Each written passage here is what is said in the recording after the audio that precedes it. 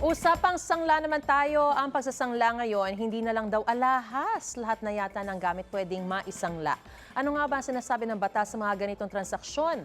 Pag-usapan natin yan kasama ang ating kapuso sa batas, Attorney Gabby Concepcion. Good morning, Attorney. Good morning din. Usapang sanglaan, usapang utang na naman niya. Oo nga, masalimuot na naman ni Attorney. Pero Attorney, hindi na lang kasi sa mga pawn shop nangyayari itong mga pagsasangla, ano? Ngayon, pwede na rin daw sa tao lang, pwede rin daw online. Ano po ba sinasabi ng batas? Pag dating dito sa mga pagsasangla, kahit sino po ba pwedeng pagsanglaan at paano itatakda ang presyo? Well, unless you're going to establish yung sanglaan as a business, as in open to the public and as in any time, kailangan sundin ang nakatagda sa PD 114, ang Pawn Shop Regulation Act, at kailangan din magrehistro sa Bangko Sentral ng Pilipinas.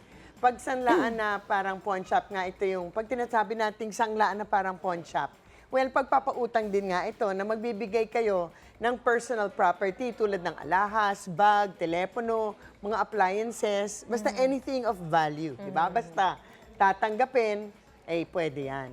So, bakit nga gusto ng mga tao na magpunta sa pawn shop? Well, dahil ito ay mabilis, wala nang usually mga background check yan.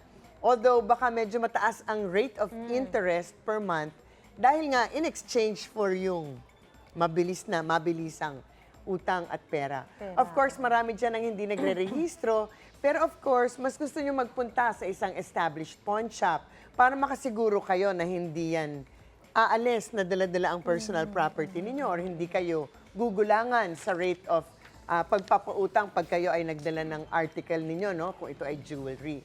Pero kung meron kang kaibigan, di ba, gusto nyong umutang, bakit naman hindi? Hindi naman kailangan na magrehistro pa sa BSP or sa SEC para magpautang sa isang kaibigan, di ba? In any case, yung pagtakda ng rate of interest or kung magkano ang ibibigay in exchange dun sa ibibigay niyong personal property, nasa napag-uusapan yan.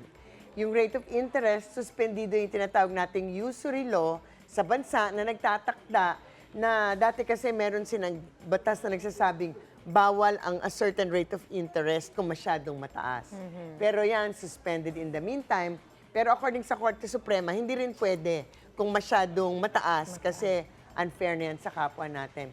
So usually, magkano ba ang dapat ipautang in exchange pag nagbigay ng seguridad o collateral? Well, usually pag pawn shop, percentage lamang ng value, di ba? Hindi lalagpas ng 50% or 30%. Kung 9,000 yung binigay mong jewelry, usually mga 30 to 45% ang ibibigay nila in exchange for that. So yung sabi, yung marami nagtatanong, hindi ba pwedeng lupa ang isangla? Pero pwede naman, pero kailangan, marami kasing requisitos para maging valid yung collateral. Dapat nasa kasulatan, public document, diba? Or ibibigay mo yung titulo halimbawa ng lupa. Pero ito din ay para sa protection nga na nagpautang para hindi rin siya maisahan. Diba? Alright. Kung sa tao lang halimbawa ay sinangla, kadalasan usapan lang ito, no? Walang mga dokumento, kasulatan. Kung ganito ang senaryo, ano po ba ang habol ng pinagsanlaan sakaling hindi makabayad yung nagsangla? Well, yan lamang ang mahirap kung kayo ay magkaibigan o masyado kayong mabait na walang kasulatan. Dapat palaging merong kasulatan. Para din klaro kung magkano yung inutang, di ba? Hindi na kayo magdi-dispute, 9 ba, 19, 10,000 ba? Kung magkano ang rate of interest, kung kailan ba dapat bayaran, kung minsan 10 taon na hindi pa nababayaran.